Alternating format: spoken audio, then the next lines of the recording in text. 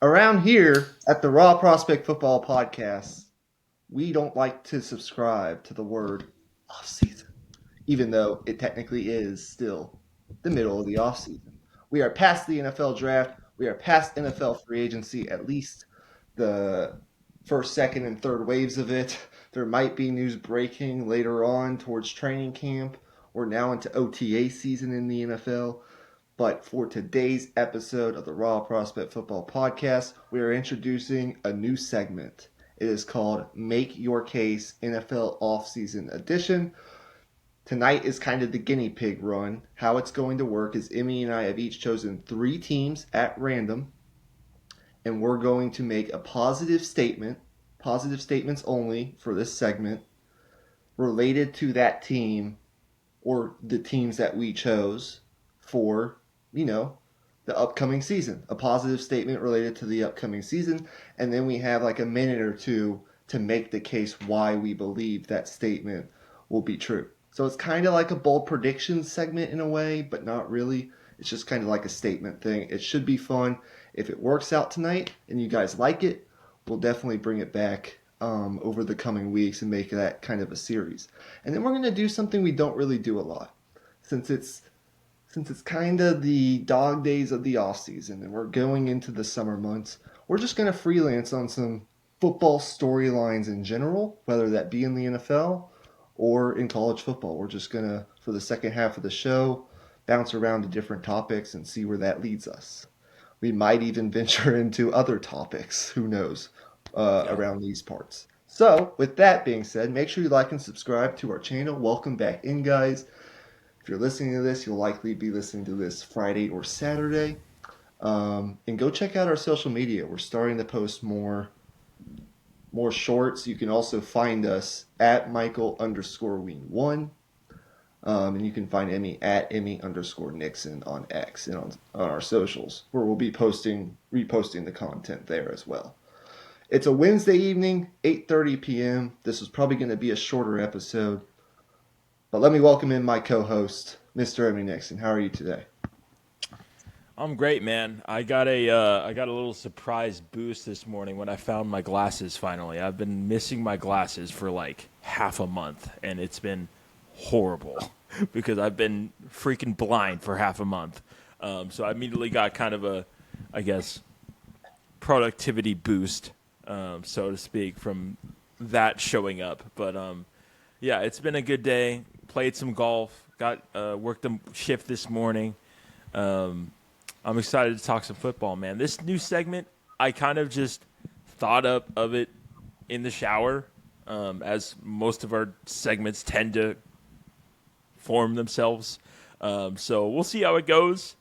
I'm hopeful that it might become a staple on our show, like kind of like how Gut Check eventually did. Yeah, absolutely. So let's just go ahead and get started. Again, I hope I explained the segment as good as possible, but if you don't understand yet, you'll catch on in just a minute. So, Emmy, why don't you start us off? Yeah. So my first team I chose was the Tampa Bay Buccaneers, just because I wanted to choose kind of a mix of fringe playoff teams and kind of a team kind of in the middle class of the league. And the Bucks they kind of fall into both of those in a way. They're a team that kind of falls below the radar a little bit. They brought a lot of their guys back in the offseason.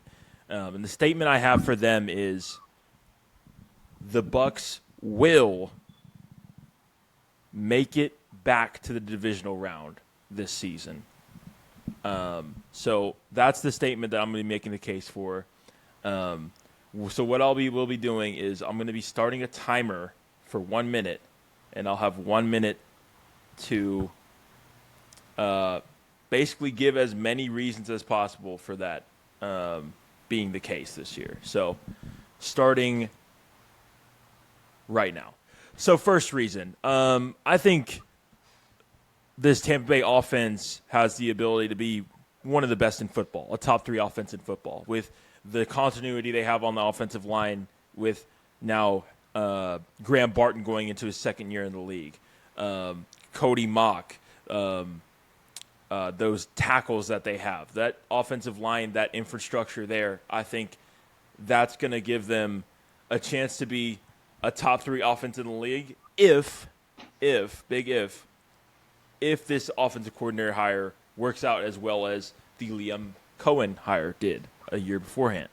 Obviously, that's a question mark, but I do think the talent is there. And unlike some of the other teams in the NFC, they brought a lot of their key guys back on the offensive side of the ball. You look at the Eagles, you look at the Lions, you look at some of these other contenders. They lost some key guys on the offensive side of the ball. Lions lost a starting guard, for example. Eagles, lost a starting guard as well, actually. So little things here and there. Tampa Bay has all 11 starters coming back, which I think matters. So number 2 reason, I think they're going to have a improved defense come next year. I believe in Todd Bowles as a head coach. I wouldn't have said that 365 days ago, but part of being a good head coach is being able to hire the right coordinators, and he's shown the ability to do that year over year over year. So defensive side of the ball, they've shown that they can draft well and develop guys. I've got 15 seconds left. That defensive line, I think it can be a top 7 to 8 unit in football. And I think that defense, if they're just a top, 13-ish unit, that team can get to the divisional round. Okay, I like it, man. In terms of the Buccaneers, really quick, what I would say is when you look at the landscape of the NFL, specifically the NFC South, there's not a team, provided all healthy, right? These statements we're making, provided that obviously the teams stay healthy, Right. since they are in a positive light. There's no team in that division that has a quarterback proven as good as Baker Mayfield or even near that. If he continues to play the way he's played the past 4 years, where he's, I believe, become like a top 10 level quarterback, top 12 level quarterback in the NFL, Yeah. and he can perform like a top 5 level quarterback on some Sundays with that weaponry, with the running back they drafted last year who had a Bucky fantastic Irvin. season, Bucky Irving, and kind of some remade pieces on defense. I think the fact that Baker Mayfield is used to working with different coordinators. He's been in I don't know how many offenses already in his NFL career, and he's still like relatively young. I really like the Buccaneers' chances because there's not a team in their division that I would clearly rank above them right now, even though I do think there are maybe a team or two in their division that have some potential, like the Falcons, for example, if Penix hits big time, or maybe the Panthers are a surprise team this year.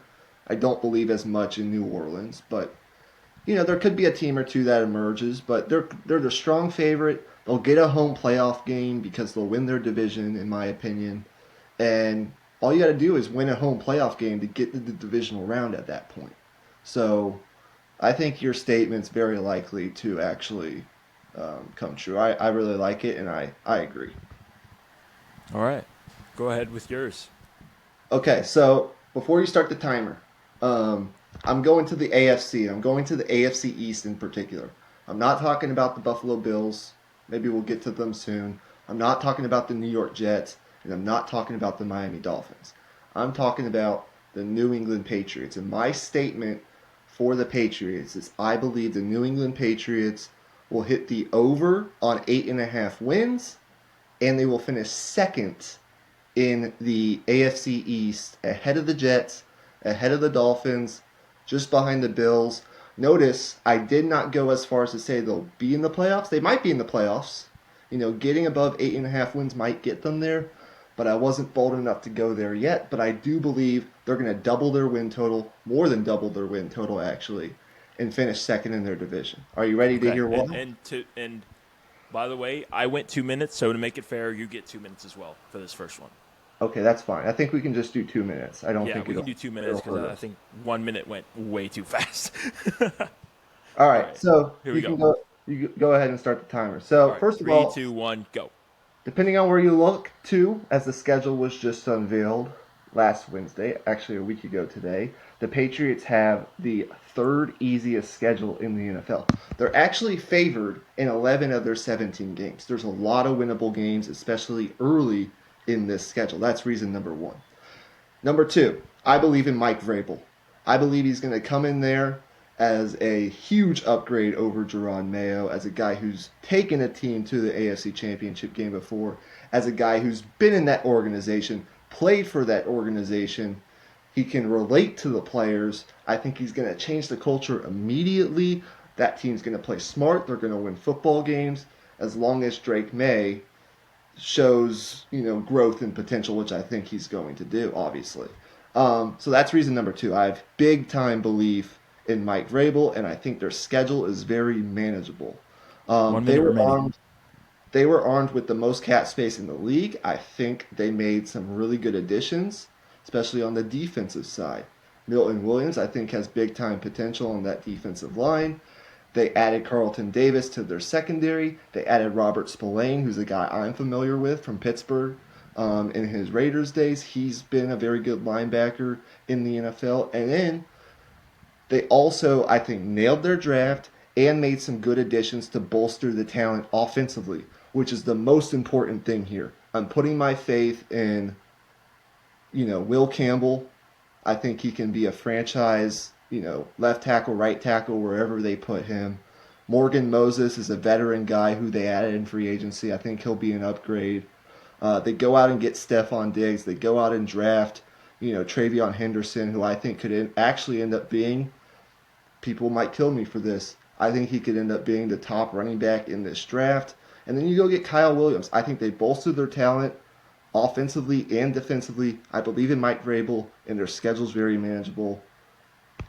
Patriots winning over 8.5. Book it. All right, love it. I think that right there typifies exactly what I envisioned when I thought of this segment. I think you hit the nail right on the head.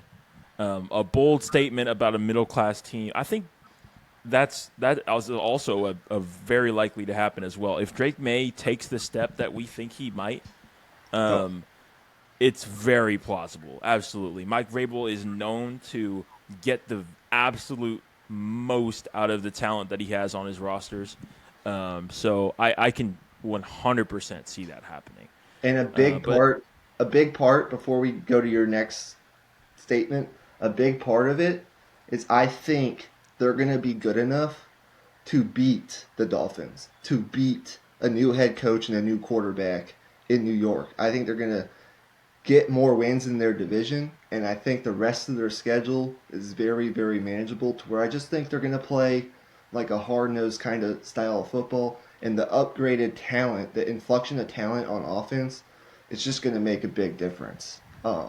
They've now added necessary infrastructure around Drake May, which they didn't have at all last year. So we'll leave it at that, and we'll move on to your next segment or your next statement. yeah, my next team, I have the Baltimore Ravens as my next team.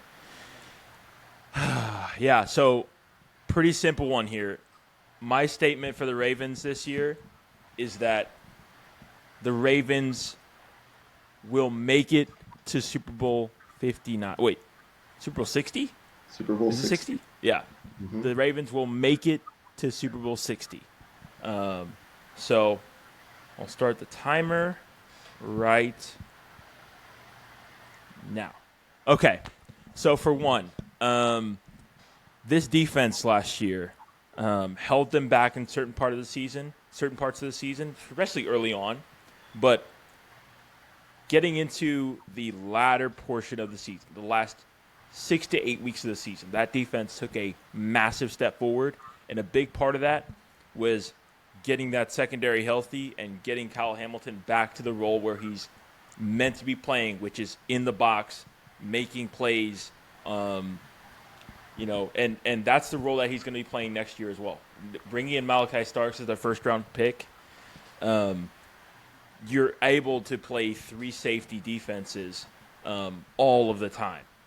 Also, I also think Nate Wiggins is going to take another step forward next year. I believe Nate Wiggins is going to be a top level corner in football, and that duo of him and Marlon Humphrey come next season is going to be a top level duo, an elite duo in the NFL at the cornerback position. Offensively, you still have Lamar Jackson. You still have all of these weapons. You have another year of this young offensive line to mesh together. And this offense I expect to be extremely potent. But the one key that I think will bring this thing to another level than even it did last year was we saw Rashad Bateman finally break out last year. So coming into this year, if that continues, now you have a duo of wide receivers plus Mark Andrews plus Isaiah Likely, and that I think is going to give Lamar Jackson the subsequent amount of weapons to look for, and not be too one-dimensional in any one way. So I think the Ravens are going to get over the hump and get it done this year, get to the Super Bowl. And he didn't even mention stopping Derrick Henry in December and January, Yep. which isn't easy. Did not even mention the name. Far from easy. And so look, as a Steelers fan, I can't even argue because I think the Ravens have been knocking on the door for quite a while now, kind of like their comparison in the AFC, which I think is the Buffalo Bills. Both teams have been kind of fighting the Chiefs to get over that hump.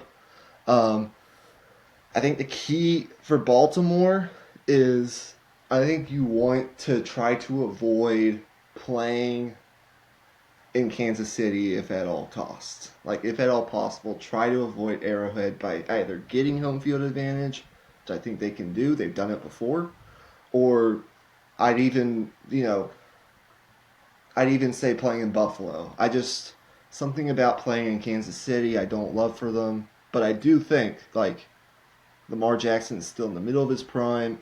If that secondary, one of the reasons their defense has struggled in past years is because Nate Wiggins has gone down with injuries last year in his rookie season. Hopefully that doesn't happen again. If it doesn't, I agree. I actually think he could be an all-pro level corner at some point in his NFL career. And Marlon Humphrey's been plagued with injuries throughout his career. And then Kyle Hamilton's even been hurt some. Like, they just hadn't had the luck. Mark Andrews going down last. They haven't had great injury luck. Hopefully that improves this year. The one question I have is who's going to kick the football for them? They don't have that Hall of Fame level kicker anymore, and Justin Tucker. So we'll figure that. I'm sure they'll figure that out. John Harbaugh is a special teams guru. They'll be fine there. I was just kind of making that as a joke, as a Steelers fan. All right. Yeah, no, that's fair. Okay. Well, I wanted to do this one, but I'm actually going to do this one. So, my next statement, it's in a very similar frame to your statement that you just made about the Ravens. And if both of these statements end up being true, we're going to get a very entertaining Super Bowl. Because I believe, and part of this is just a gut feel, but I believe that Sean McVay and the Los Angeles Rams will be representing the NFC in Super Bowl 60 against, I guess for the sake of this podcast, the Baltimore Ravens. Are you ready to hear why? I think the Rams had a very underrated but solid offseason. Pro Football Focus gave them a B+. I would kind of agree. It's hard to give them an A. The one worry I have is I don't know if they did enough to address the cornerback position. They didn't have a load of draft capital. So, to be fair to them, because they've made aggressive moves in the past, they didn't have a ton of draft capital. So, it's going to be up to some of the younger players in their secondary, and Darius Williams and Akello Witherspoon, who did not play all that well last year to step up a little bit. But I do think that their defensive front, with the additions that they made over the past couple of years, talk about a guy like the guy from Florida State. Uh, is it Jared Braden? Verse. Jared Verse and Braden Fisk. Like, I like Right. those guys. I think they have some really good, young, promising pieces on defense. Um, you go out and add Chris Paul, who's a solid linebacker, Josiah Sort and Terrence Ferguson, a nice piece at tight end, nice athletic piece at tight end through the draft. But this is really a bet on Sean McVay, who I still think is, I don't know if he's in it for the long run. I don't know that he's ever been in for the long run because he, I don't know that he'll want to go through a rebuild, and I don't know what I'm doing the Trump hands for, but whatever. Uh, this is really a bet on Sean McVay kind of riding off into the sunset, making the Super Bowl, making another run at it. You already mentioned their biggest competitors in the NFC lost key pieces. Lions lost some key pieces on the offensive line. The Eagles have lost a couple key pieces, and it's really hard to get back to the Super Bowl in consecutive years. That's been proven throughout NFL history. The Rams don't have an extremely tough schedule. And I just think that Matthew Stafford has another like top 6, top 8 level quarterback season in him with the weapon that they added, a big weapon on offense in Devontae Adams. Devontae Adams and Cooper Kupp. Well, they lost Cooper Kupp, but they bring in Devontae Adams, and you have Puka Nacua. I think it's just a feeling, but I think the Rams, with their solid offseason, right now, as of May 21st, I say they get to the Super Bowl.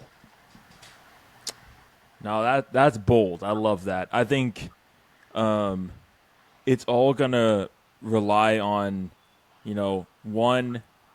I think what is the ceiling of that running game? Because I think if it can go up a level with the pairing of Blake Corum and Kyron Williams taking another step, then I think it could be very exciting offense. Absolutely. And I think we saw flashes of it last year, but we never really got to see it fully because of how injured they were getting on the offensive side of the ball. So this Rams team, if they stay healthy, I mean, they'll end up being in a much better spot to get a higher seed. And if the LA Rams didn't have to play in Philly last year in the snow, there's a chance they're in the Super Bowl last year. And So, that's why I think while it's bold, I think it could have a good chance of happening this year. yeah, Because they didn't even play well for most of that game and they almost won the game. yeah, yeah. So I That's just the think, crazy part. yeah, we'll leave it at that. All right, let's go into our last statements and I'll leave it up to you to go first. Yeah. My last statement of the night is on the Las Vegas Raiders. Their over/under win total is sitting at 6.5. I'm gonna make the bet that they go not only over that, but they go at least over 7.5. And I'm not gonna say they finished second in the division, but I am gonna say that going into come next offseason, we're going to consider the Raiders as a team on the rise in the AFC, like kind of in a similar light as maybe the Broncos of last year and the Texans of a couple of years ago as well. So that's my case that I'm going to be making starting right now. Okay, so for one, the Raiders, their talent on both sides of the ball before making all these big moves is actually not as bad as some may believe. They have Max Crosby, of course, one of the best edge rushers in the NFL, but a lot of people don't realize the Raiders actually do already have a very good offensive line, a solid tackle duo, and a group that I think will immediately be an upgrade for Geno Smith playing behind this group compared to what he had to do with in Seattle. So that's one. You give Geno Smith a much better amount of protection right from the get-go. And I think you'll get a much better level of play out of him because of that. Because Geno Smith, I believe, is a quarterback that has good pocket presence, but he still, just like any other quarterback, needs that time to throw. Then on the other side of the ball, defensively, I believe Tyree Wilson, a lot of people are forgetting about him. He's the 7th overall pick from 2 years ago. I think he's going to take a step forward, along with Malcolm Kuntz, who they re-signed. I think those three, if you add in Max Crosby, those three are going to create a edge trio that is going to be very underrated, in my opinion. You add in on top of that, of course, the free agency signing they made last year from the Dolphins at the defensive tackle position. So I think this defense will be good. I'm not going to say great just yet, just because they have some questions on the secondary. They lost Trayvon Merrick at the safety position. They lost a couple other guys at corner. But I do think this defense is going to be good under Pete Carroll year one. And this offense is going to give a lot of teams problems because they're going to be able to run the football under Pete Carroll. Obviously, Pete Carroll is going to always loves to do that. But I think Geno Smith with Jack Besh, Brock Bowers, and Jacoby Myers, I think will produce a lot of points. Okay, I like it. Look, Geno Smith is a guy who can get you to the playoffs. He can get you from point A to point B. I mean, yeah, I can see it. Now, the tough thing is their division. Yeah. I mean, the Broncos are contenders in terms of like being in the mix for the playoffs. How far they actually go, maybe we'll get to them in a future episode. The Chiefs are obviously the Chiefs, and the Chargers, I mean, they're still going to be pretty damn good. So that the key, I think, for them will be stealing a couple games in their division, but they've already done that before. And I think the biggest thing for them is they upgraded significantly at quarterback and at head coach. I think they upgraded both those spots pretty big time. And so I definitely think the Raiders could do that for sure. All right. On to the last one of the night. What are you thinking? All right, so let's go to the you talked about a team in the AFC West. I'm going to talk about a team now in the NFC West. Another team in the NFC West. No. I'm going to talk about the Cardinals. They've had a pretty busy offseason, and my statement for the Cardinals is I believe they're going to win over 8.5 games this year. Now, I'm not making any bold declarations about them being in the playoffs, but I do believe going down to like the last month of the season, they will be in at least contention for a playoff spot. If they do get eliminated, I don't think it's going to be until like week 16, week 17, very late in the season. Here's why. This is a belief in Jonathan Gannon, what he was able to do in his first year winning 8 games, but also they've rebuilt their defense, which they absolutely had to do. Their offense was pretty good last year when Kyler Murray was healthy. I'll get to that in a minute. But they couldn't get stops. They just could not get off the field when it mattered. They had to fix that in the offseason. They focused on the defensive line in the edge. I think they addressed every level of their defense. They re-signed a number of players from last year. They didn't lose a ton. I think with a defensive-minded head coach and a really good quarterback when he's healthy, I think Jonathan Gannon has the capabilities to possibly morph this talent inflection on defense into, say, a top half of the league defense. And if that happens, I believe the Cardinals could win 9-10 games, and we'll see where that leads them from there. But last year they finished, they didn't finish or grade out well defensively at any level, but they added Josh Sweat, a nice veteran. They drafted Walter Nolan, who I think has big-time potential. They also drafted Will Johnson. If he's healthy, he was one of the best players in college football. They added veterans like Dalvin Tomlinson and Calais Campbell, who's familiar with that organization on the defensive line. Mm-hmm. They added pieces at every level of the defense. Of course, this is a bet on the defense taking a big step next year, which I believe it can. The pushback you might give to this statement is, well, they didn't do enough on the interior offensive line, or maybe they didn't do enough at the wide receiver position. But they did. They did re-sign Evan Brown, who's been a good player for them on the offensive line. They brought back Will Hernandez, who's a younger player, and they have pieces at wide receiver that I like. And they also have, I think, a top 5 tight end in football in Trey McBride. So, Yep.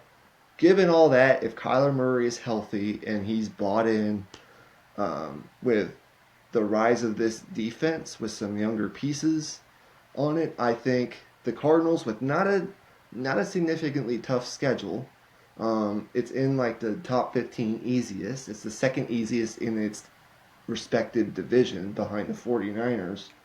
Um, I think I think that's doable for them, especially given they won 8 games last year. Um, so that's kind of all I have to say on the Cardinals. Do you have anything you wanted to add? Yeah, I mean, I think um, they're the team. They're one of those teams like the Bears, I think, where they made a bunch of moves in the offseason. They're of course the offseason champions that gets crowned by trolls across Twitter or whatever. But um, I think this Cardinals team, they were in a lot of close games last year, and I think the difference in a lot of close games a lot of times is, can you rush the passer and get off the field on a third down? Yep, they couldn't So do that. they couldn't. They couldn't do that at all. So come into this season, this time around, they actually have the subsequent personnel to be able to do that. So I think it's very likely that they go from maybe winning a third of those close games to maybe winning half of them and getting to that 9-10 win range, like you said. Yeah, because you know the Niners lost a ton of pieces. Let's be fair. That 49ers team last year wasn't good. It just didn't turn out to be all that great. But they did lose a lot of pieces. I think they did. They were pretty active in the draft. I think they had a pretty solid offseason. We'll see where that goes. They have a pretty easy schedule if you look at, win percentages based on last year, but we all know that can sometimes be fugazi. Um, the Seahawks are bringing in a new quarterback and a new offensive coordinator. I think it's going to work out, but the Cardinals have beaten them before. So I just think that Arizona's like a team like New England. Maybe not. I'm not quite as like high on Arizona as I am New England. But like a team like that or like a team like the Bears, all these teams I think are going in a positive direction, which is why I think you can make statements like this. So I honestly thought that was one of our best segments, one of the best segments we've done in a long time. So we'll definitely be doing this again next week for sure. Definitely, that was really fun. And I definitely think we'll discuss off screen whether how strict we want to be with the time. Because I think we did go a little over, like on all of our little No, segments, but it's fine. Yeah, we got our points across, which is the thing that matters the most. yeah, Okay, for the next like 10, 15 minutes, Emmy and I are just going to have a conversation surrounding topics in the football world, or maybe other topics, honestly. Who knows where this will go? We've yeah. never really done this before.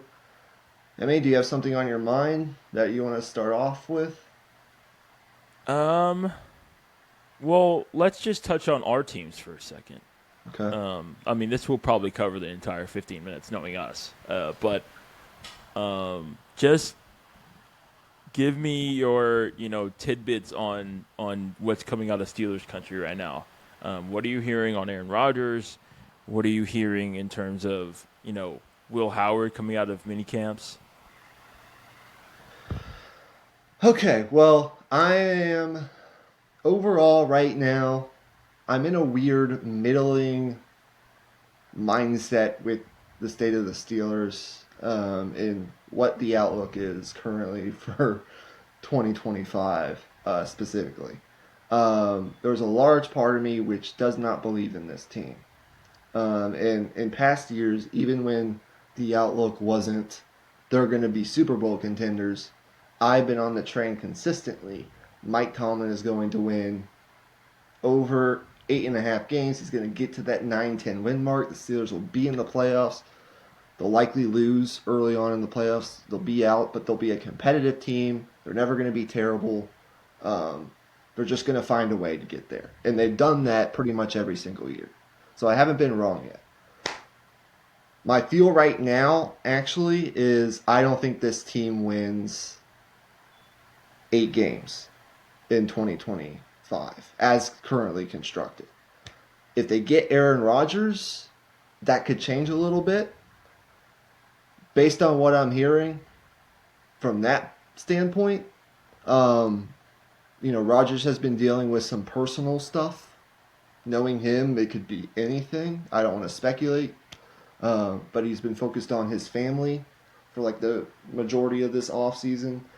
But if you read all the tea leaves, and this is the last thing I'll say, if you read all the tea leaves from him working out at UCLA with DK Metcalf, to him going to Pittsburgh to visit the facilities, to him being on the Pat McAfee show saying he talks with Mike Tomlin on a weekly basis, to their past encounters and the relationship that's there, to today actually, his former coach Matt LaFleur from the Green Bay Packers was on Good Morning Football saying to Kay Adams, quote, I have no doubt that Aaron Rodgers is going to be a Pittsburgh Steeler. And that guy talks to Aaron Rodgers.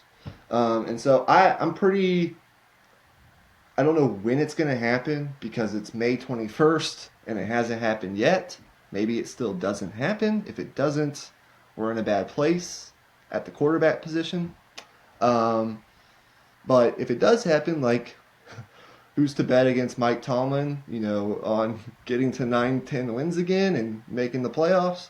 If they do go that route, the good thing is, at the very least, they have the most draft picks in the NFL at this moment going into next year. So they could package some of those picks. Most of them are like second and third rounders. Move up in the draft and go get their quarterback, whether that be Cade Klubnik or whoever. The draft's in Pittsburgh. So I can guarantee you this right now. The number one storyline, if Arch Manning isn't in the draft, is going to be the Pittsburgh Steelers, their search for their next franchise quarterback, because the draft's in Pittsburgh. And if the Steelers are looking to trade up, that's going to be an even bigger storyline. I think a big part of this offseason, though, or this team, if they want to achieve bigger things than I think they can right now in 2025, the offensive line is going to have to eventually come together. I think they have better fits now for the Arthur Smith scheme at running back. I still think they need another piece at receiver, given they traded away George Pickens, but I like Calvin Austin. I don't think he's a number 2, though. I think DK Metcalf's great. I'm happy we have him. I love the addition of Caleb Johnson, but Broderick Jones, Troy Fautanu, who didn't even play last year, the rest of this offensive line has to be good, or else this could be a disaster. So those are my thoughts on the Steelers.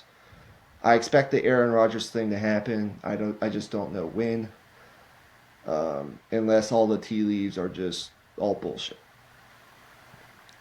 Yeah, I think the interesting thing that comes to mind when you say Aaron Rodgers is going to be at Pittsburgh Steelers is TJ Watt immediately becomes probably the best defensive player Aaron Rodgers has played with on his team since Clay Matthews, maybe.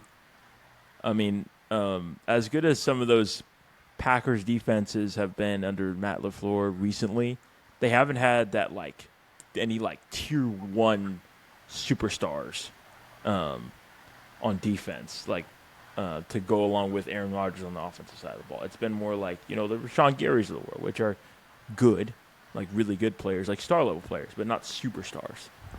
So that's what I find interesting is like you combine like the opportunisticness of a Steelers defense with what Aaron Rodgers does, which is, I mean, kind of that kind of ball control offense, like kind of dink and dunk you to death. I think it could work. I think it really could. You know what the most damning statement I think you could make about the current state of the Steelers is? When was TJ Watt drafted? Was it 2017? That sounds right. Yeah, Okay. You would agree, 2017 or 18. yeah, you would agree, like I think everyone agrees, whether, however many defensive player of the years at this point you think he should have won or maybe not won. He does have one, though. As the Pittsburgh Steelers all-time sack leader, you would agree this guy's going to be like a Hall of Fame player, right? Mm-hmm. You know how many playoff wins the Steelers have in his career? Wow. 0. That just tells the story of kind of the state of not the. This isn't the Cleveland Browns. This isn't the Arizona Cardinals. This is the Pittsburgh Steelers. And so they're gonna have to find a way to get out of this quarterback purgatory. That's the biggest story. I don't think Aaron Rodgers does it for them, although it's probably a better option than Mason Rudolph for a full year or Will Howard. Who knows? But I think here's what I'll say: if this has to be the year where Mike Tomlin and the Steelers go 6-11, right? That's what it would be, or 5-12. If that happens this year, it's not the worst year for it to happen, because you're not winning a Super Bowl anyways. With the Bills, the Chiefs, the Chargers, the Ravens, the Bengals, all these other teams in the AFC, the Texans, I didn't even mention them. And like next year's quarterback class is going to be pretty strong. So I don't think it's the worst year for them to have that kind of year, if it does happen. But maybe that's just me trying to talk myself out of a tizzy as a Steelers fan. But let's talk about the Cowboys, because these two teams are kind of interconnected with the trade that they made a couple weeks ago. So give us your thoughts. Your thoughts on the Cowboys, as we have like 5-7 minutes we can play with you. Let's give it like 5 minutes. I think it really all is going to depend on, in a similar light to the Steelers, it's going to depend on this offensive line taking a step. There's a lot of young pieces on this line. I think, for one, the Tyler Guyton pick last year, it was a risky one. It was a guy that we knew was going to be a project as a first-round pick. And him taking a step forward in year 2, I think, is really important. Really, really important. Whether that's as a pass blocker or a run blocker, just show signs. That's all I'm really hoping for. And then number 2, if your offensive line gets to a good spot or decent spot to where they're, say, the 15th best offensive line in the league, I think that's a fair place to be, given how young your offensive line is. If you get to that point, then at that point, who is Dak Prescott right now? Because right now we don't know. He's been injured 2 years in a row now. Last year was a scary kind of, quad injury that, to kind of compound with the ankle injury he had a few years ago, it seems like another one of those injuries that's going to take away that last bit of mobility that he had away. And I thought, in that year where he got second in MVP, like, one of the best things he did was extend plays. Mm-hmm. Like he had finally gotten to a point where he was, moving outside of the pocket and making plays. Like that was a huge step for him. And we got that little pocket of time of him doing that, and then boom, he gets injured. So I think for the Cowboys to make the playoffs this year, he has to play like a top 8 quarterback, and I don't know if we're gonna get that. Maybe just give us, and I'll say this really fast. Those soft tissue, like muscular injuries, when is Prescott, how old is Prescott? He's got to be 30, I think 31. he's like 32, 33 at this point. Yeah, on the wrong side of 30, those soft Yeah. tissue injuries are nothing to scoff at. So we'll have to see what he looks like. But give us like a sentence or two on the Pickens trade.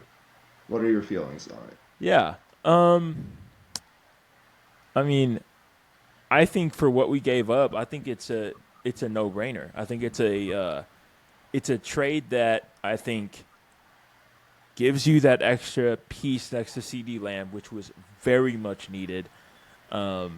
It's not. I don't think it's a win now move like some people do. I think it's a move that was like it's a hole that was just so like exceedingly huge. Like it was a black hole on your football team that you had to fill, or else it was gonna swallow up all the good things that your football team could possibly do. So it had to be done. Is my take on it, and they got it done. So credit to them. Do you think that they will extend him? Or would you like them to wait to see how this plays out? I think I would like them to wait, but knowing Jerry, that doesn't seem like a thing Jerry likes to do. I think they will extend him ultimately. All right. Well, I like George Pickens. No ill will from me. Um, Now, what I will tell Cowboys fans is he's not an angel off the field, but that's okay. Uh, I think Dak with the leader. See, the thing is, and this is what I'll give George Pickens credit for, from Kenny Pickett to Mason Rudolph to Russell Wilson to all these different quarterbacks and offensive systems Yeah. that he had to work through in Pittsburgh without a true number 2 next to him, outside of the years where kind of a up and down Deontay Johnson, who's now struggling to find his next spot in the league, was next to him. Like, I'll give him credit. He worked through a lot of bullshit in Pittsburgh on offense with all these different quarterbacks that he had to play with, and all the different systems. Although it was just Matt Canada and Arthur Smith, but like all these different quarterbacks who were never great. The offense really wasn't all that great except for the first half of last year, which was the best we've seen it ever in like the last 5 years since Ben's last good year of football. I'll give him credit for that. And a lot of receivers in the NFL wouldn't be happy in that situation. And he is like massively, massively talented. Like, it's unbelievable how talented that guy actually is. So I think he's going to help the Cowboys, and I think just the fact that they've got a veteran, good quarterback, like whatever you think of Dak, he's a B plus, good quarterback who can get you to the playoffs. He can win you Yep. 12 games. He can win a division. Just that stability and having that leader, one of the best leaders in the NFL at the quarterback position, is going to help Pickens. He's never played alongside a player that near as good as CeeDee Lamb ever. So that will also help him. I think it's going to be really good for Dallas. Um, and I think it's also going to benefit the Steelers because they get that extra third round pick, which could help them move up for a quarterback next year, which is really the only thing that Pittsburgh fans are, consumed with right now, is getting out of quarterback purgatory.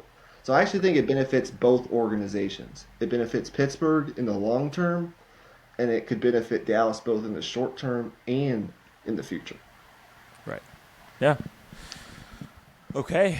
So I think that will do it for tonight's episode. I think this was a outright success. Yep. Definitely. It 100%. felt good to, rattle off points one by one on a like kind of just a like choose a bold topic and just go. Like kind of just Mm-hmm. almost like a, backyard football like type of just like not thinking too much and just letting it flow, which I really liked. So go ahead.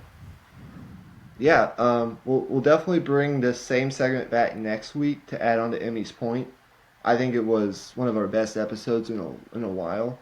So we'll definitely continue this, and we might even bring it to the college football side of things soon. We've got some Yeah. recruiting stuff over the next couple weeks we got to do. We've got Texas baseball about to start, postseason.